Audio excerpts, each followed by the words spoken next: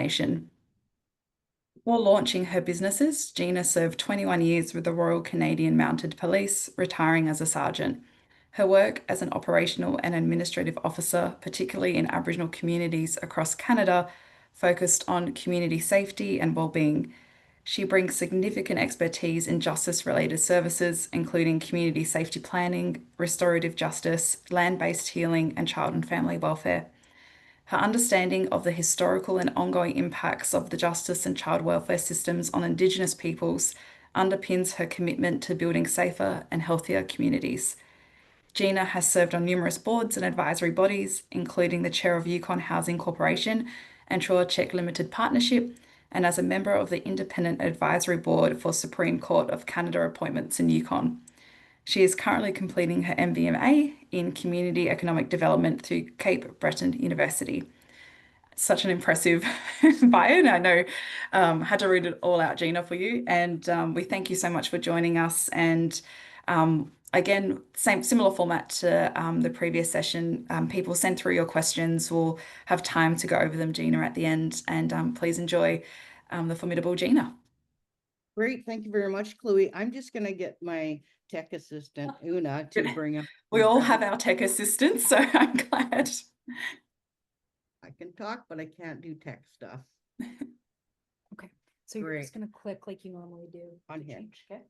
On this button? Yeah. Okay, great. Well, I am excited and honored to speak with all you today. I'd like to acknowledge and thank the National Justice Project, which is located on the unceded sovereign lands of the Gadigal people and of the Eora Nation, for inviting me to speak to you from Turtle Island, otherwise known as Canada. Normally, I would be speaking to you from where I live in Whitehorse, Yukon, on the traditional territories of the Hwëch'in First Nation and Ta'an Hwëch'in Council. But today, I'm in the lower mainland of British Columbia, on the traditional territories of the Musqueam, Squamish, Tsleil-Waututh, and Tawasin Nation. Okay, let me click here to the next one. There we go. This is great.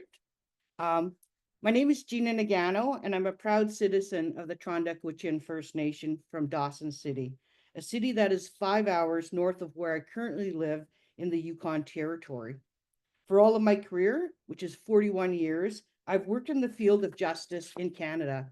As mentioned, a former Royal Canadian Mounted Police officer, retired, also known as the RCMP.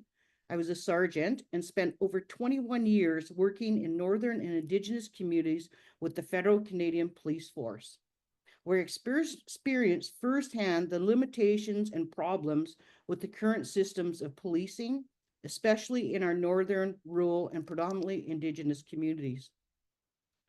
This experience motivated me to devote the second half of my career in justice and policing reform, working directly with communities through my consulting company, House of Wolf and Associates, where I serve as a CEO. Through this work in advocating for Indigenous-led justice solutions, I've had the honor of advising on major legislative reforms, including the federal implementation of the United Nations Declaration on the Rights of Indigenous People, UNDRIP, and the BC Police Reform, the Police Act Reform, and the Yukon's Community Safety and Indigenous Justice legislation, ensuring Indigenous rights and justice priorities are integrated at all levels of government. I also advise the Yukon government to help shape their missing, murdered, and Indigenous women, girls, and Two-Spirit strategy, ensuring it supports Indigenous-led research and community-driven safety initiatives. What I'd like to do is share with you today about what our community-led safety work in the Yukon and BC North has looked like, where many communities are working to take justice back into their own hands, building powerful alternatives to enforcement-based policing to keep their communities safe. For my presentation today, I'd like to start by sharing a bit more about House of Wolf and our work, the history behind the current legislative landscape in Canada, and a case study on our Community Safety Guardian program, all of which will hopefully leave you with some inspiration and possible pathways for your own communities. technical challenges here. Sorry, here we go. I founded House of Wolf nearly 20 years ago because I saw and heard from many First Nation communities in the Yukon that they were tired of having safety defined for them instead of by them. At House of Wolf, our core principle in indigenizing access to justice, the current justice system in Canada is built on the colonial foundations and often doesn't reflect the realities of or values of our Indigenous communities. Our goal is to change by creating alternative systems and programs that truly respect and include our cultures, traditional laws, traditions, and ways of thinking. This isn't just about honoring the past. It's about making sure Indigenous people feel like they belong in the justice systems of today.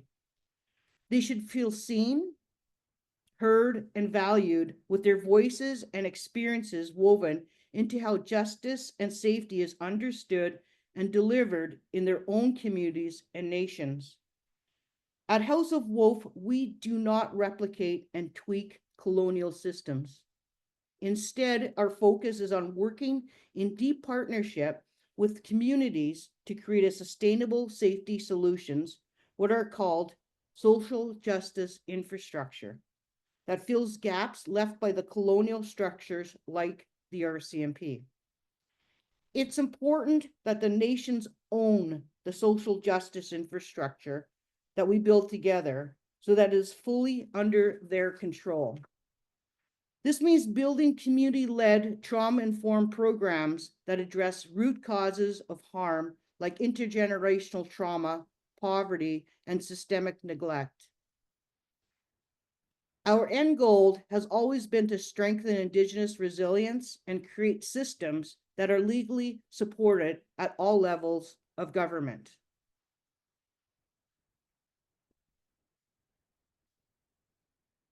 As Indigenous people, we know that creating wellness and safety in our communities need to be built upon a foundation of truth-telling and healing at both the individual and community levels.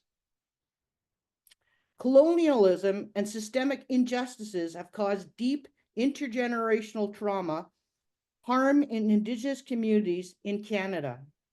Forced assimilation, the Indian Act, and the ongoing legacy of residential schools disrupted relationships, traditional knowledge, and trust.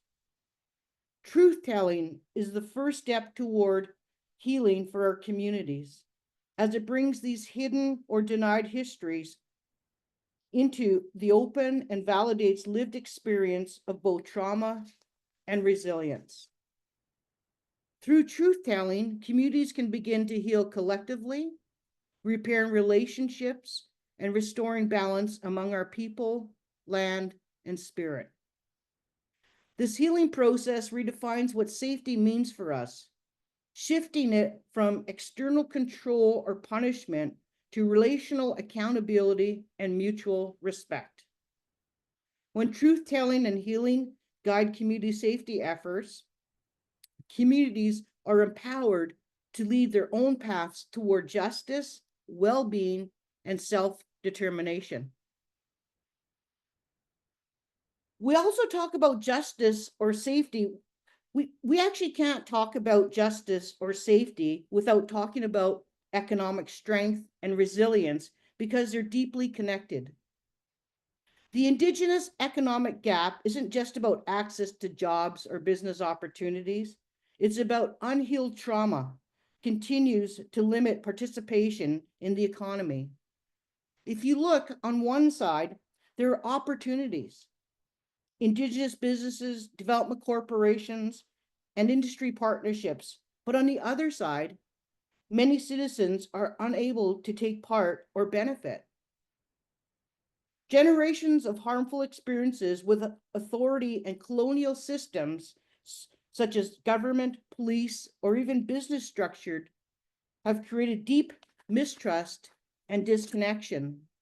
So when people don't feel safe in their homes, families, or communities, they can't focus on growth or opportunity. That's why healing and community safety aren't just social goals, They are the foundation of economic development and prosperity. Traditional teachings tell us that the truth about collective well-being, that all things are related and interconnected. True economic development starts with healing at the individual and family level, building safety, confidence, and trust from the ground up. When citizens feel safe and supported, they're able to engage fully in community life and their local economy. For corporations or organizations working in Indigenous communities, cultural awareness and responsiveness are not just moral responsibilities, they're the key to long-term sustainable success.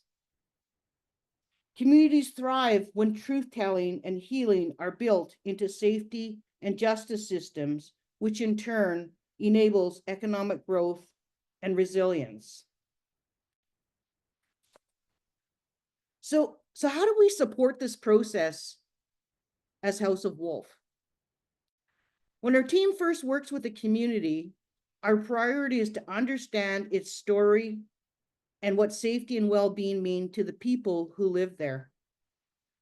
We spend hundreds of hours listening, meeting with youth, elders, staff, and families to really learn about the strengths, challenges, and priorities that shape daily life. From what we hear, we build a full community safety assessment. This assessment brings together the voices of the community with practical analysis, looking at things like housing, youth safety, access to services, and emergency readiness. We use Indigenous frameworks like the medicine wheel alongside the strategic tool like SWOT. This strength, weaknesses, opportunity, and threat analysis to create a holistic picture of the community's well-being. We also look closely at how the physical environment influences safety through what is called CPTED, the Crime Prevention Through Environmental Design. This means assessing things like lighting, visibility, and how people use shared spaces. We then make recommendations to help create safer, more welcoming spaces that foster pride and connection. Another part of the work focuses on resiliency and emergency preparedness. We all know that climate change is already affecting many of our communities in Canada's north. So we help identify ways to prepare for and respond to events like floods or wildfires.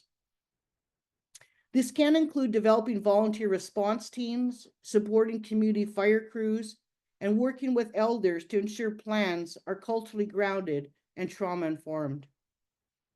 All of this comes together in a 5-year strategic plan for community safety, justice, and wellness. This plan outlines clear goals, actions, and timelines, and it's built from what the community has told us that matters the most. It's designed to be community-owned and community-led. Finally, we don't just hand over a plan and walk away. We help bring it to life through the services like program or policy development, training, or implementation support. This might include creating a community safety officer or guardian program, or running workshops or training that build local skills and capacity. Everything that we do is about empowering communities to lead their own safety and well-being in ways that reflect their values, culture, and vision for the future.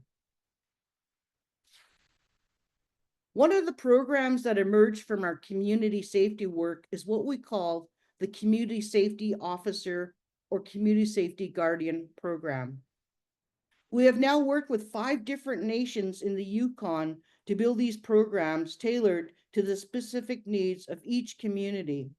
So no 2 community safety guardian programs look exactly the same, but they all share a common goal: to offer communities access to preventive, proactive, community-led safety. Before I go into these programs, I want to give a quick historical overview of how nations are empowered to establish these programs through self-governing agreements. Canada and Australia began from the same colonial assumption that when Britain claimed sovereignty, Indigenous people lost their land and law. But the two countries took very different legal paths from there.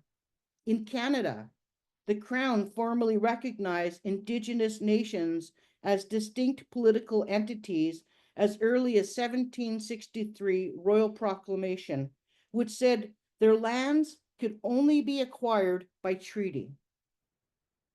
Over time, that idea that Indigenous peoples already had rights and governments of their own became part of Canada's constitutional framework.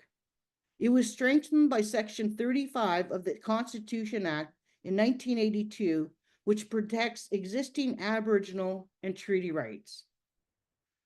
Through modern treaties and self-government agreements, many nations have now regained jurisdiction, real authority over areas like justice, education, and community safety. In Australia, my understanding is that there were no treaties. For more than 200 years, your legal system rested on the false idea of terra nullius, that the land belonged to no one before colonization. That changed for you in 1992 when the Mobo decision, which finally recognized that Indigenous peoples had existing rights to their lands under traditional laws. But Mabo recognized ownership, not governance. It confirmed that Aboriginal people had land rights, yet those rights existed within the Australian legal system, not alongside it.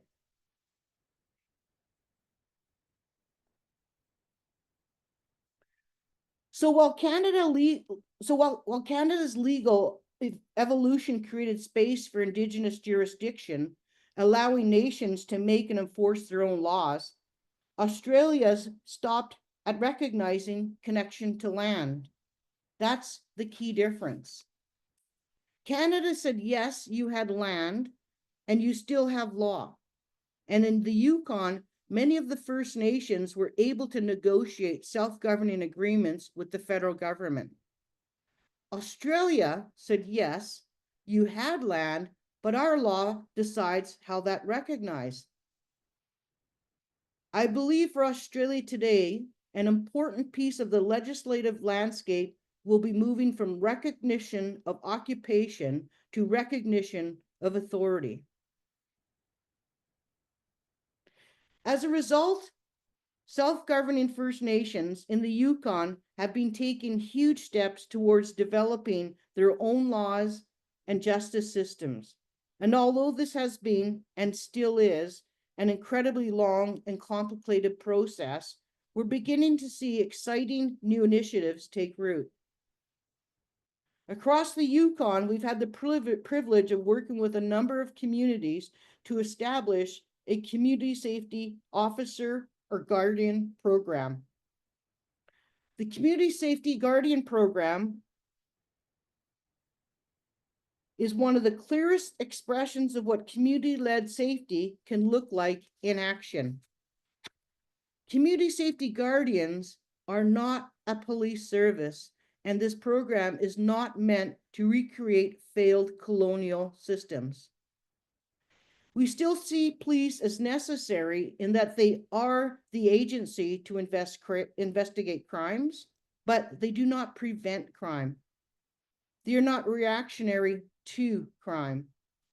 Guardians are not law enforcement officers. They are local people, members of the community who are trained and rooted in their values, language, traditional laws, and needs of their nation.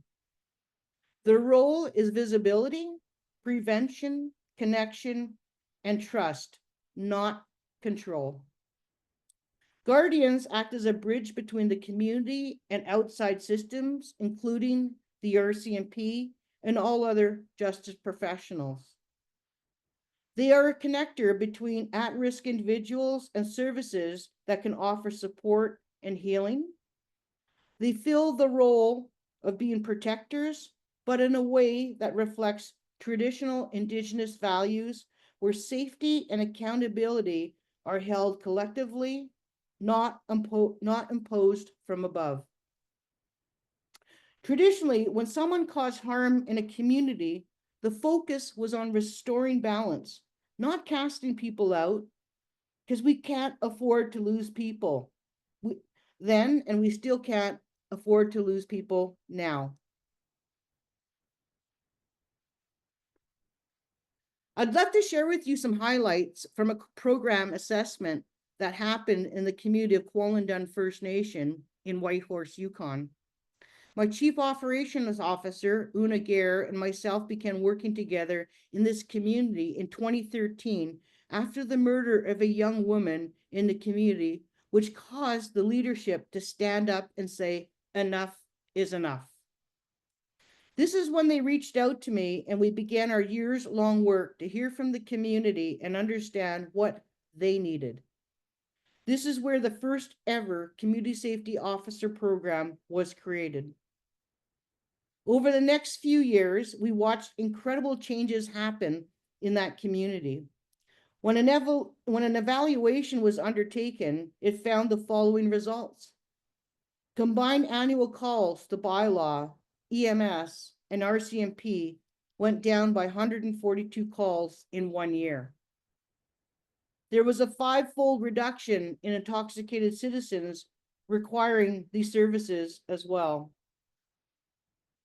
The statistics on this slide are from a community survey which revealed that 100% of citizens felt that the community safety officers respected their cultural values.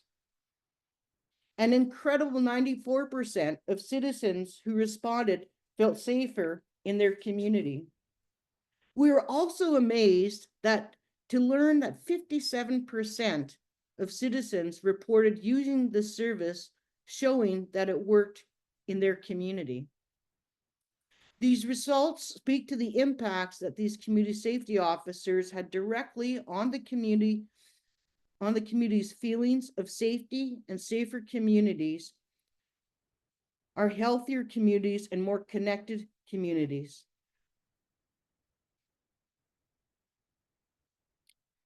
And we've seen positive results in more than just one community. And what I'd like to share with you here is a video clip on one of the communities in Teslin, Yukon Territory. That the safety officers funded by the Teslin Tlingit Council. So I'm just going to press the video and hopefully that all is going to work. Here we go. Sisters Joyce and Margaret Duval are going on patrol. Yeah, when we come this way, we've got our eyes open all the time. There's probably 2 of us. Nicknamed the Deadly Aunties, they're the eyes and ears of their small community of Teslin. Whether it be giving an intoxicated person a ride or checking in on elders, they're there to keep community members safe. They said, wow, they got 2 golden oldies working for their community, you know. Both in their late 60s, the sisters are community safety officers for their First Nation, the Teslin Tlingit Council. Unlike traditional policing, they're a first point of contact for community members. They don't make arrests or get involved in disputes. Their focus is on patrolling and things like making sure kids get home safe from school, and they get paid to do it. No matter what it is, we'll help them out, give them a ride if need be, or check on people if there's something going on in their homes, or if they need help, we'll check it out. Policing in our community has been really reactive. It's been sort of a colonial approach. Gina Nagano's community safety consulting firm, the House of Wolf, designed the program. The Trondheim Hwëch'in citizen is a retired RCMP sergeant and has a background in criminal justice, family and child welfare, and restorative justice, experience she used to develop the program. I know as a former RCMP officer, when I go to work in new communities, I want to find that knowledge keeper in the community that knows the families, knows the clan system, knows the traditional laws and the traditional ways. The program is running in other First Nations communities in the Yukon, including the Kwanlundun First Nation in Whitehorse and Selkirk First Nation in Pelly Crossing. It's even won an Arctic Inspiration Prize. Nagano says its aim is for First Nations communities to use their own culture, values, and people to address community safety. When you're working with Indigenous communities, understanding the Indigenous laws and Indigenous ways is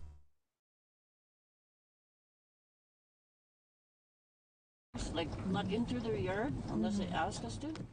And it's working. The program frees up RCMP officers to respond to more serious calls. I think the presence alone of having them available and being in the community has been very good and very positive. Nashaduhani Eric Morris says the matriarchs are a good fit to assist the community with major safety issues because they're well respected. We only have 2 so far, but hopefully down the road we'll be able to have more members on. Just tried to observe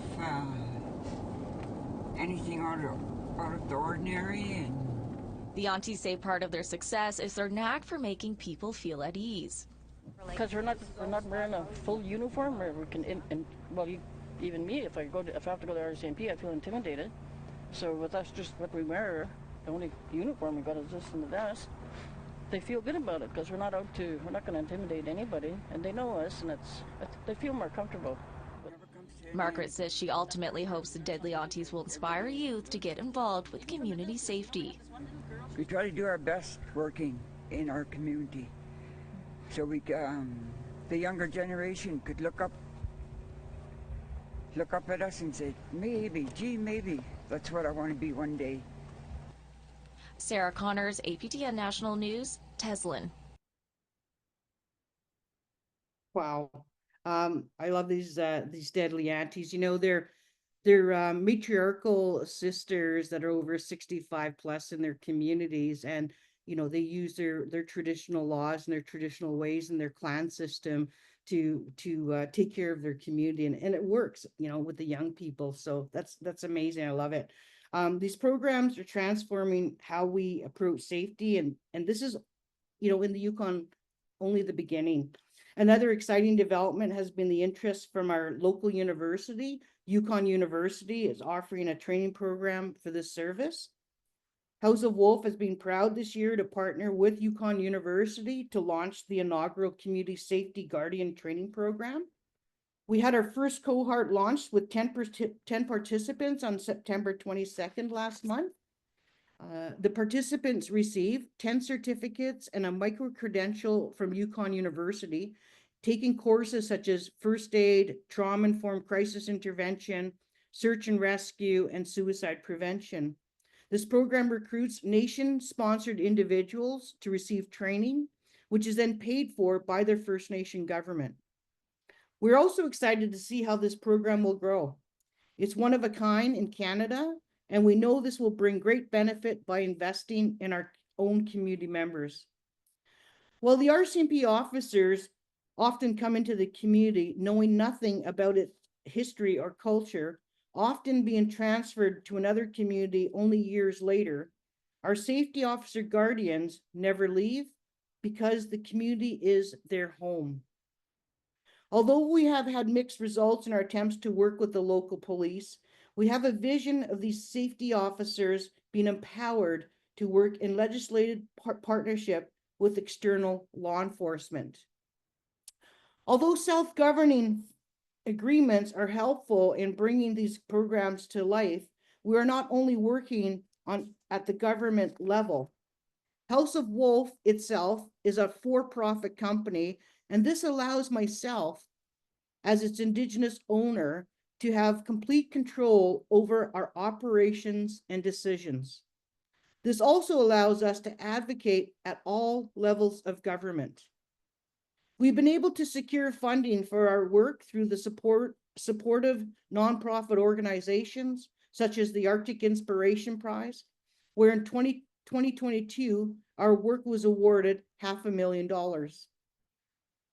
We advocated with the territorial government in the Yukon to support First Nations to pursue their own safety planning, and as a result, a fund that provides up to $200,000 per First Nation for this work was established a few years ago. We are constantly working with and advocating alongside important associations like the Council of Yukon First Nations and the Assembly of First Nations in Canada. This work takes my partners in the nonprofit, private, and government sectors all working together towards a shared goal, which is safer communities, healthier citizens.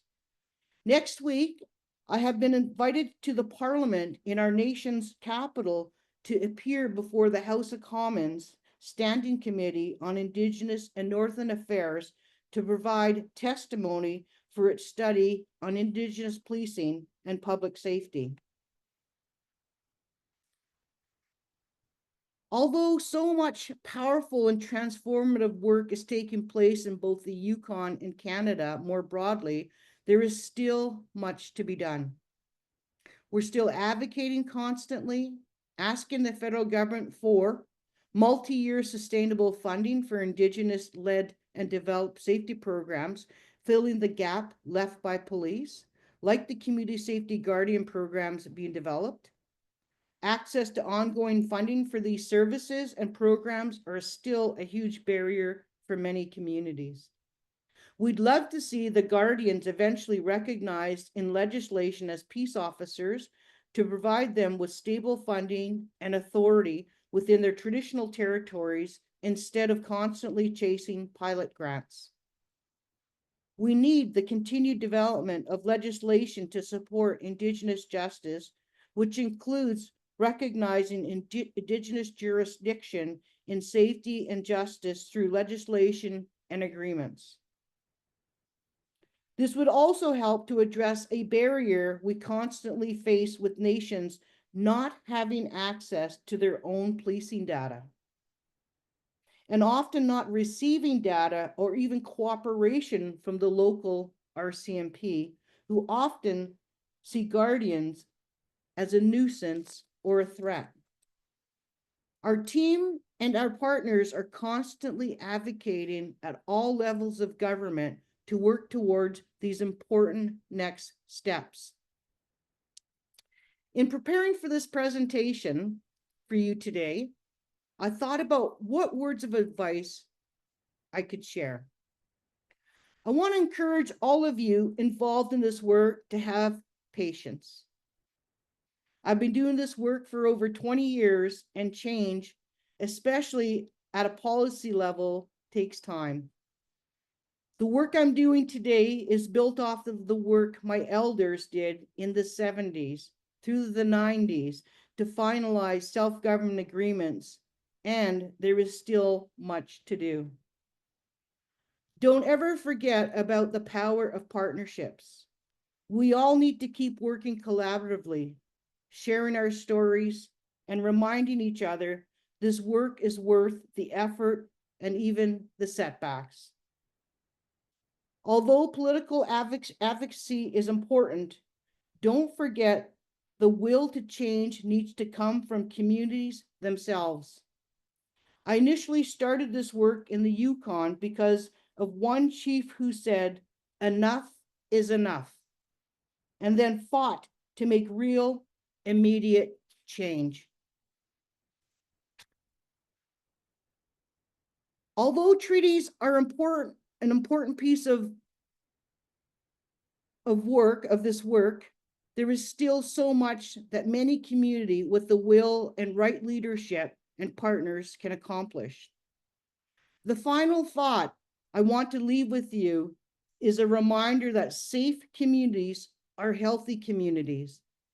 Where there is safety, healing, and connection, we all have the opportunity to thrive. I'll leave you with the words of the Honorable Justice Murray Sinclair, one of Canada's first Indigenous judges. The road we travel is equal in importance to the destination we seek. There are no shortcuts. When it comes to truth and reconciliation, we are forced to go the distance. Thank you, Masicho, for allowing me to share my stories and experience with you here today. I want to thank you, my two colleagues, Una Gare, and Lana Selby for all your support as well. Thank you, and I'm open to questions.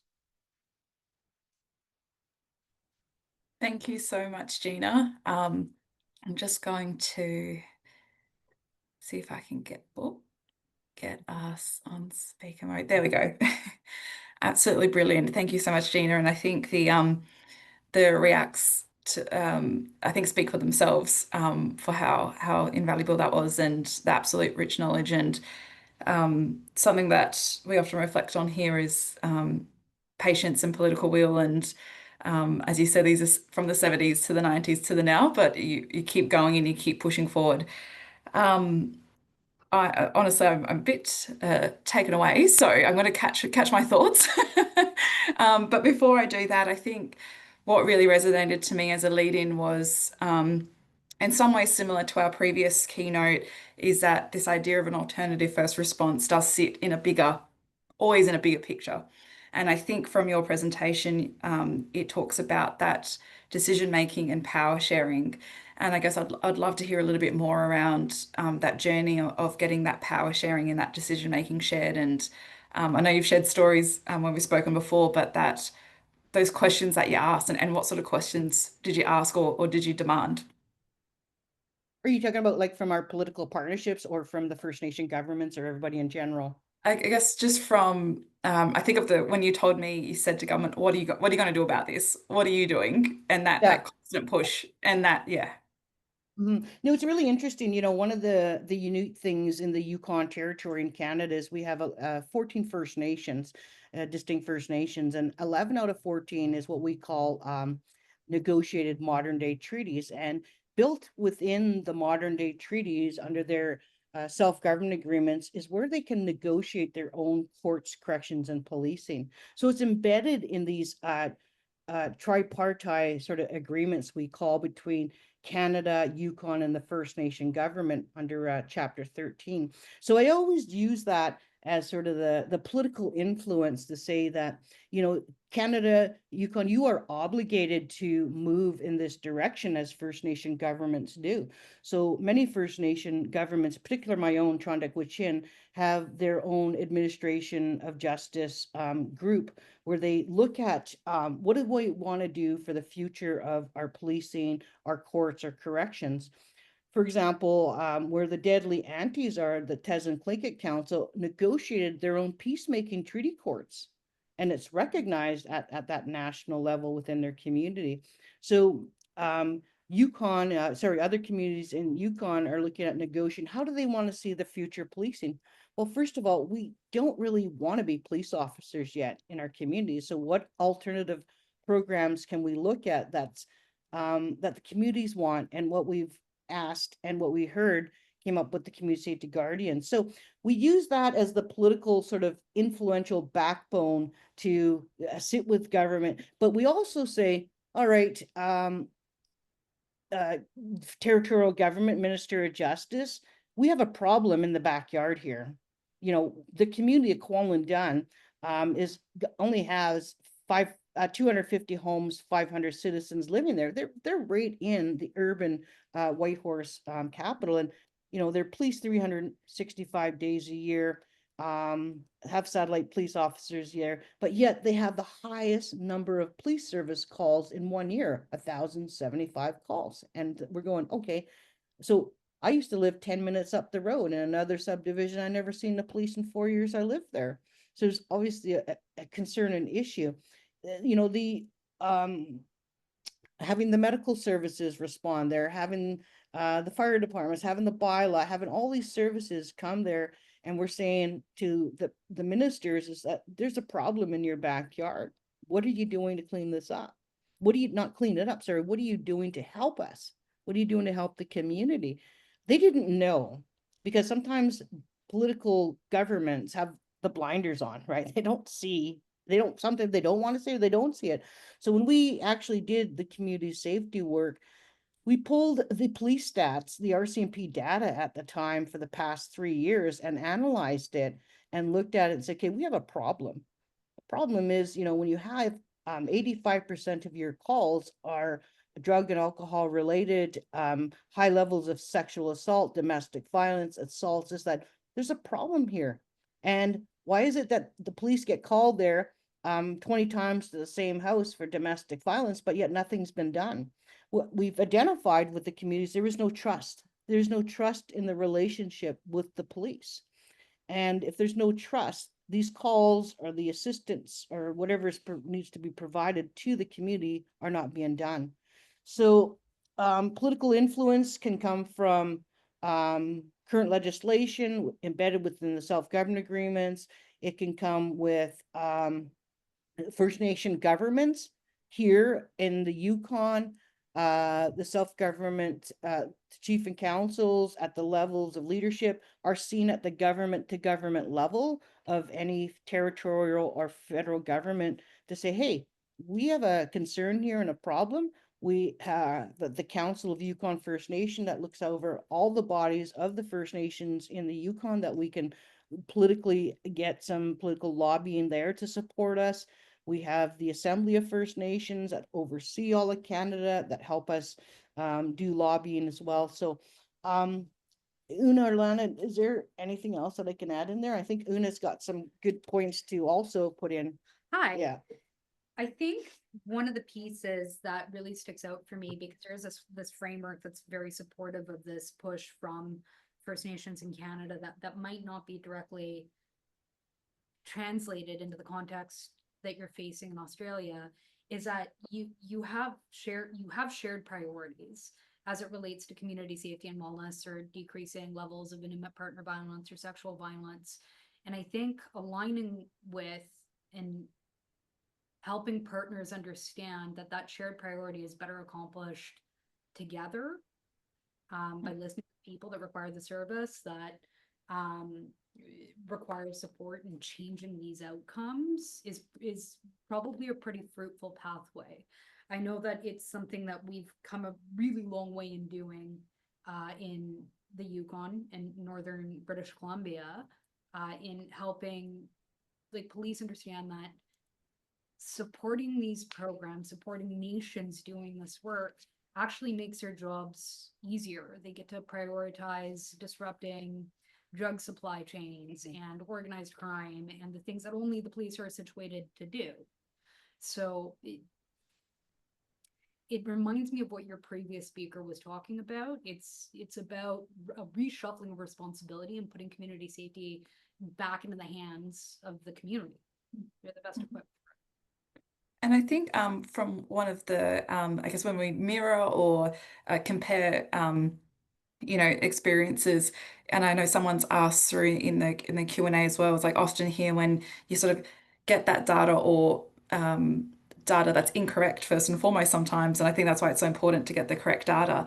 But nonetheless, this real tough on crime rhetoric is being pushed back as the solution, as opposed to investing in that reshuffling of responsibility. And through your work, have you had similar pushback, or I guess what has that looked like in terms of when they say, here's the data, here's the scenario, what's going to be done about it? Are you getting that same pushback to go more towards police? So, we've been saying this for a lot of years, but you really can't police your way out of trauma. Crime isn't created out of nowhere. It doesn't come out of thin air. It's generally for effectively all offense pathways, some sort of maladaptive response to situational circumstances that either becomes sort of like a crime bump to a life course persistent pathway. And there's opportunities for interruption. So, the tough on crime approach gets really expensive really quickly. And in times of fiscal restraint and looking for evidence-based best practice, there's growing research that supports the assertion that $1 invested into interventions and programming actually reduces overall operational costs by $2 in a variety of different sort of institutions within Canada at a federal level. So we have the benefit of good research on that front, as well as a shifting understanding of there is a balance, there's accountability and healing. And they should be happening together at the lowest level possible, whenever possible. And I think when you talk about the correct data and the importance of the data is, yeah, it is. It's really important. I mean, it gives us an opportunity to analyze the community of where it's been in the past, where is it going in the future, and how we can interrupt that, right? And the challenge that we come across is the RCMP, our National Police Service, is being reluctant in giving us this public data, and perhaps that's why we're making our way to Parliament next week. That is something that we will raise. Yeah, Yeah. so that data is important. That information tells a story, and part of it is when you're looking for funding dollars, for your programming, government understands data, right? Absolutely. And I think from some of the other questions coming through in terms of, I guess, what is this risk assessment and when is it used and what is a crisis and what is responded? But I think I'd love to hear more from both of you around really the first program came from a real, a really traumatic scenario. It was the death of a woman, right? So I think that flips the narrative on its head in terms of when you invest in the whole bigger picture. And again, speaking about this, zooming out again, it's not just fixating on who's like the response. I would love to hear a little bit more about that process, because I know a lot of the questions are sort of bringing up, managing that risk management and when do you bring in police or not bring in police. But really, what you addressed was something that I guess people may say would be a police response. And then from the flow on from there has created this community safety that had 94% buy-in, and reduced crime or whatever, however we label it in data. So I'd love to hear a little bit more about that initial pilot and how that has actually shifted this idea of risk. Yeah, so like in emergent acute situations, like an assault in progress or a break and enter or a gangland shootout, because we're sitting in Vancouver right now, you're always going to need policing. You are. Police are a necessary entity in the world. The build up to the gangland shootout, the build up to an intimate partner murder, right, or a femicide, is very interruptible if you know what you're looking for. If people that are on this pathway are sort of visible in their community. One of the pieces that's really interesting about small communities is that you have internal accountabilities and interrelationships that are easier to harness. And I remember this question coming up in the last speaker's presentation around how does this translate to remote settings, leveraging the interrelationships within small communities to engage in this sort of monitoring, early intervention, and all of these pieces is a really important pathway. So when we talk about risk assessment, we're looking at the interplay of stable dynamic factors.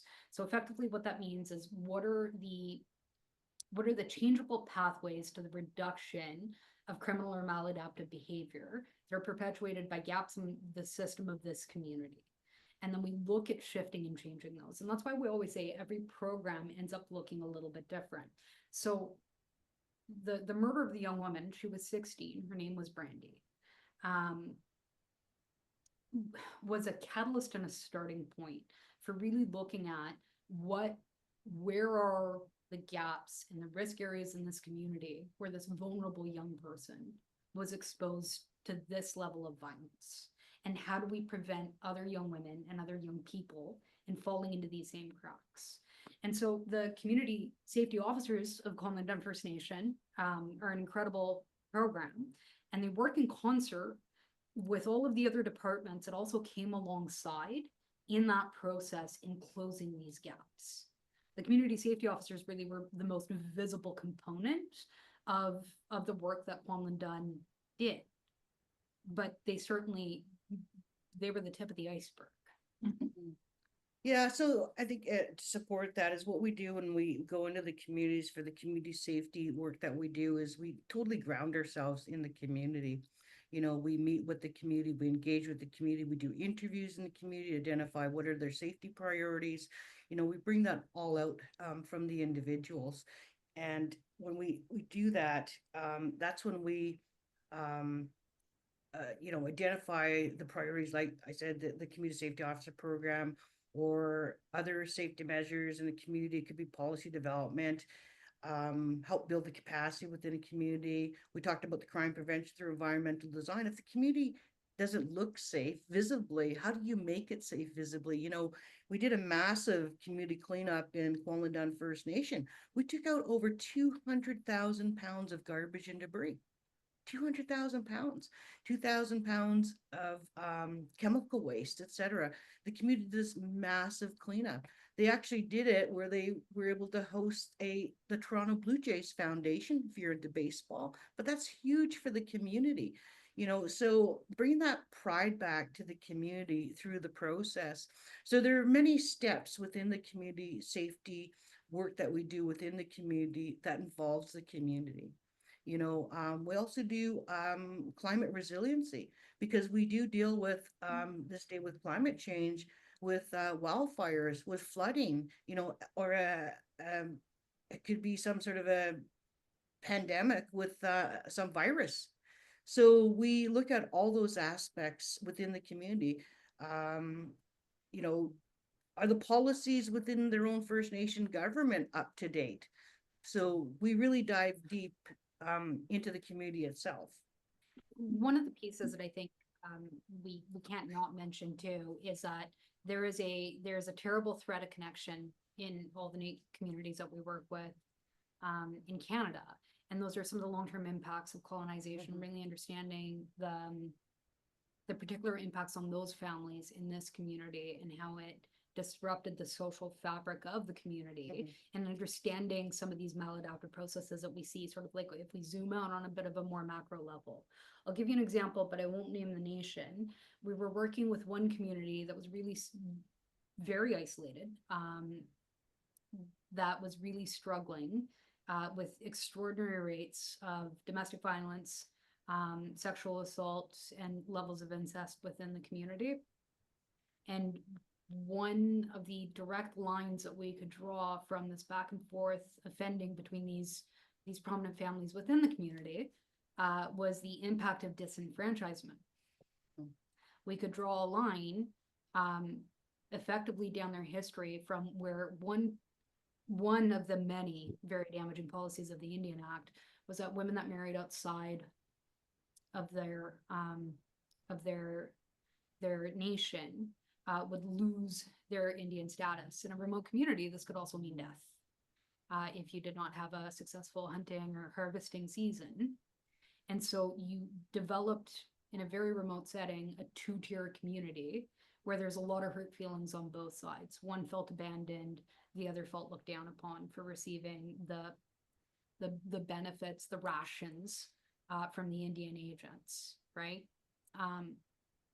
And so nowhere in this work can we ever ignore or forget to trace that line back, because what Gina was talking about with truth telling in her presentation is vital to trying to move forward, to understand how you got to be where you are, and that's not the natural state of being.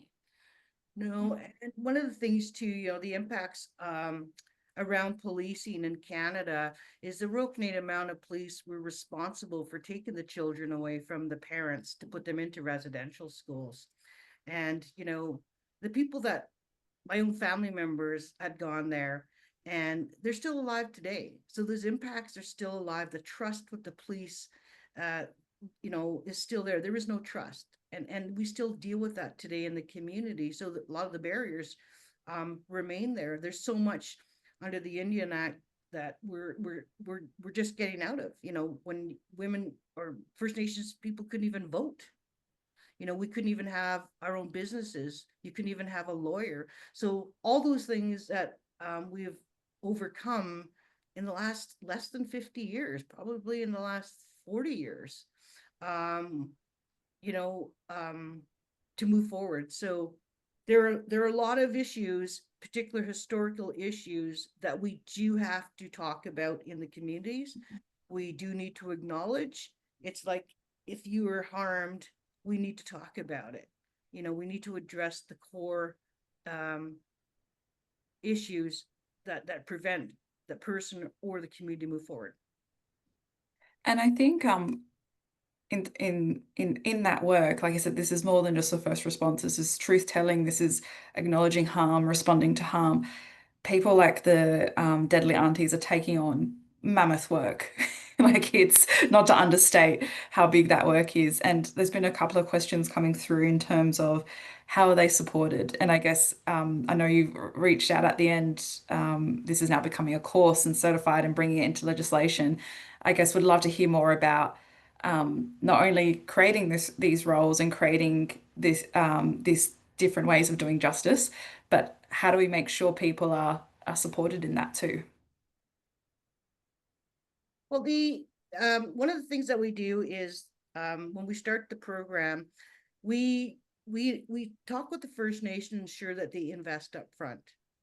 And we want them to own the program. So part of it is for them to step forward and say, funding wise, they've invested in the program. And actually most First Nations are investing in the program. So they own it. The federal government doesn't own it. The Yukon government doesn't own it. Nobody owns it. The First Nation own it.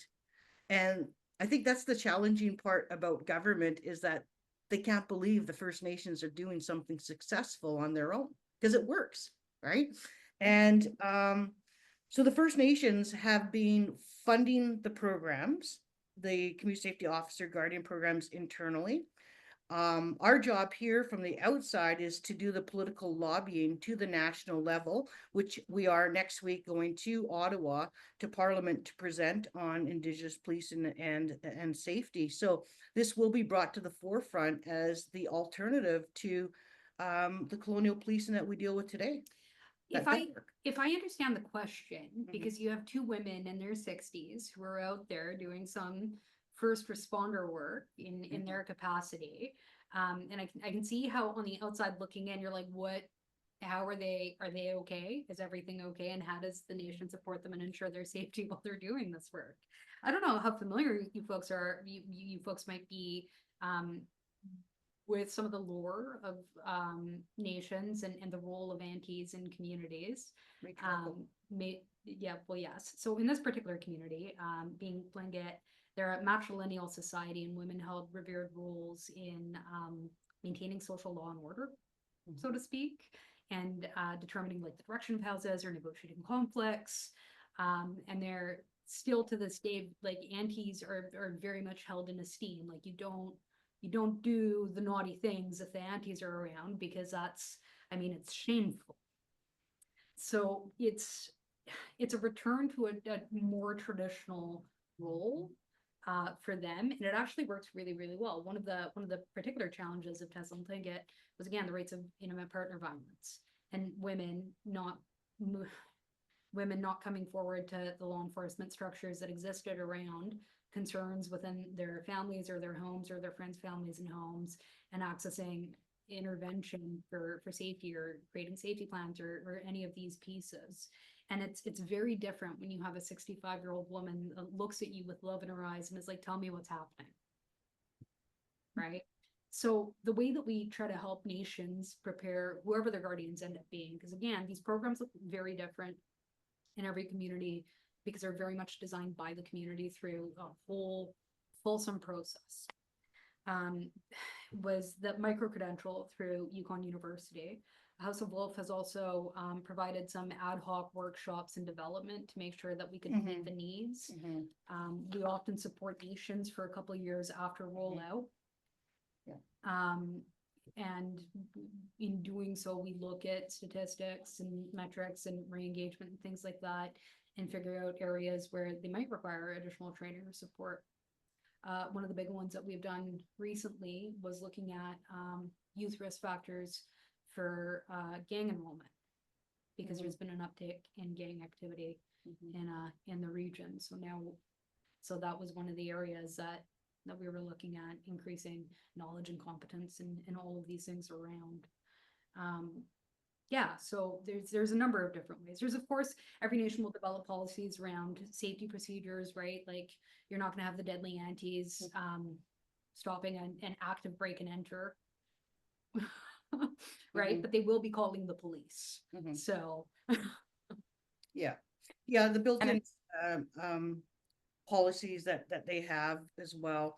The and other things like traditional supports, you know, they do attend traditional cultural activities, or you know, they have their own traditional ways of taking care of themselves. And as Una had also said, a lot of in-service training is also provided. And I think from everything you've said, it's sort of like that ownership, ours, our way, you know, that is at the heart of everything. I know there's a few questions that have come through in terms of has that impacted, or is there still space, or what does that look like in that relationship with police in terms of money, in terms of funding and getting this funded? Does that has that been a barrier, or is that something that is possible? Or well, I guess clearly these programs are working, and they're more than programs. They're owned, embedded, living, breathing, just ways of safety. Does that affect? I guess, yeah, is there a space to have that conversation around if it's working so well in the funding space? Because I guess I'm sort of combining a couple of questions here, because in the Australian context, that funding does, you know, is relied on because of different structures and everything else, and then it's often piloted and then it stops. So I guess trying to explore in terms of those funding pathways, has there been that ongoing conversation around, hey, this is working, share the pie, or is it about if you're going to create your own, you're able to do more on your own through your own? Yeah, that's a really complicated question. So far, to date, generally speaking, most of the programs are on a cycle of pilot funding through various public safety avenues made available through the federal government. There are two programs that are currently accessing a pot of money called the First Nations Indigenous Policing Program, which is a federal Stream B level of funding that effectively generally only provides two avenues for nations to access specialized policing support. So one is to enact and deem their own police force, which a lot of nations just don't have the capacity to do. It's extremely expensive. And it costs a lot in the context of social capital. And then if you had all of that, most of them are like, why would we want to recreate the colonial system if we were going to invest this much? And then the second one is to access policing positions within the local detachments that are supposed to be dedicated to policing that community and building relationships and all of these pieces. Now, I do not want to sling mud at the Royal Canadian Mounted Police, because they have a really difficult job and they're often under-resourced, and we are a massive country just like you folks, and a lot of our population is very sparse. So you might have one detachment with like 3 officers servicing thousands of kilometers, right, and a population of like 600 people. It's really difficult to do. And so these positions in this circumstance where they just access funding through a letter of expectation and tripartite agreement that they're going to get the specialized resource, generally get absorbed into general policing duties because they are terribly under-resourced. As I introduce my voter. So one of the things that we're talking about next week with Parliament that we were asked to come testify on is a third avenue for nations to be able to access this particular pot of money through the First Nations Indigenous Policing Program.